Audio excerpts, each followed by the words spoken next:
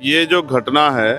ये बहुत दुखद है, निंदनीय है और इससे पूरे देश दुनिया में रहने वाले डॉक्टर बाबा साहब अम्बेडकर को मानने वाले लोगों के मन में बहुत पीड़ा पहुंची, क्योंकि ये जो धरती है ये संतों, गुरुओं और महान पुरुषों की धरती है। और जिस तरह के एटमॉस्फेयर में सरकार की कमी, पुलिस और एडमिनिस्ट्रेशन कमी के कारण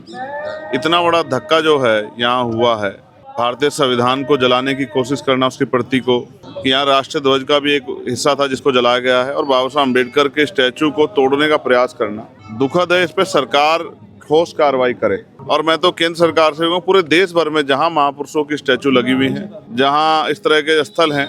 पवित्र स्थल, उनकी निगरानी और उनकी सुरक्षा की व्यवस्था जो है मजबूत की जाए, क्योंकि ये छोटी छोटी घटनाएं बहुत बड़ी घटना को जन्म दे सकती हैं। ये बात मैं और आप सब समझते हैं, क्योंकि भारत जो है धार्मिक और मान्यताओं, इस तरह का स्ट्रक्चर में बसा हुआ है भारत की भावनाओं के साथ बहुत कुछ जुड़ा है, बहुत बड़े बड़े परिवर्तन हो जाते हैं। और अभी भी मैं इस बात को लेकर चिंता में हूँ कि मैं वहाँ ऊपर जाना चाहता था लेकिन सीढ़ी नहीं है, तो मुझे नीचे खड़े होकर माल्यार्पण करना, लेकिन अचानक उस दिन एक दिन रात पहले कैसे सीढ़ी लगी, और फिर इतना बड़ा वहाँ से यहाँ तक वो ज्वलनशील पदार्थ लेके आना, और ये सब चीजें करना, तो पुलिस क्या कर रही थी, सुरक्षा एजेंसियां क्या कर रही थी, हमारा इंटेलिजेंस LIU क्या कर रहा था, और फिर इतनी देर तक। और मुझे तो यहाँ के लोगों पे भी जो है थोड़ा सा इस बात से लेके मेरा क्रोध है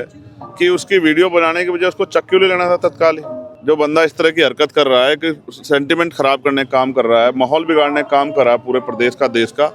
ऐसे लोगों को छूट क्यों देनी। तो उस पर सख्त से सख्त कार्रवाई हो, उस पर NSA लगाया जाए, क्योंकि राष्ट्रीय ध्वज का अपमान करना है, संविधान का अपमान करना है, देशद्रोह है। और उसके पीछे की पूरी इंक्वायरी जो है उसकी इतनी निष्पक्ष हो कि ये पता लगे उसके पीछे कौन है, क्योंकि ऐसा भी लगता है कि यहाँ का माहौल बिगाड़ने के लिए जो भाईचारा यहाँ बना हुआ है, उस भाईचारे को तोड़ने के लिए भी ये किया गया है। जैसे कोई बता रहा है कि उसका ब्रेन वहाँ वॉश हुआ, कहीं भी वॉश हुआ हो, ब्रेन वॉश करने का मतलब अगर कोई भी अपराध करेगा तो अपराधी के साथ तो अपराधी जैसा ही सलूक होगा, और उस पर सख्त कार्रवाई हो कि दोबारा कोई ऐसी घटना ना करे। ये हमारे मन में चिंता है। और ये जिस तरह का लॉ एंड ऑर्डर यहाँ फेलियर हुआ है, कई घटनाएं जो है, कई सिंगर और बहुत सारे लोगों को जिस तरह उनकी जान को नुकसान पहुंचा है, मैं सरकार से भी कहूँगा कि जो हमारे धार्मिक गुरु हैं उनकी सुरक्षा भी सुनिश्चित किए जाए, कि ऐसा ना हो किसी एक छोटी सी घटना से एक बहुत बड़ी चिंगारी लग जाए। तो आज हम बैठ के इस पर चर्चा करेंगे और सारी बात को निकाल के फिर दिल्ली में जाके इस पर और मजबूत चर्चा करेंगे, क्योंकि ऐसी चीज़ों को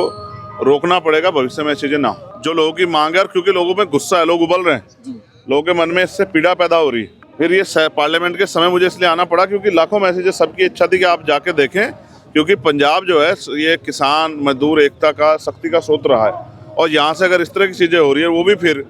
हमारे तीरथ हरमिंदर साहिब के पास अगर इस तरह से हो रहा है, तो ये फिर ये इसके पीछे भी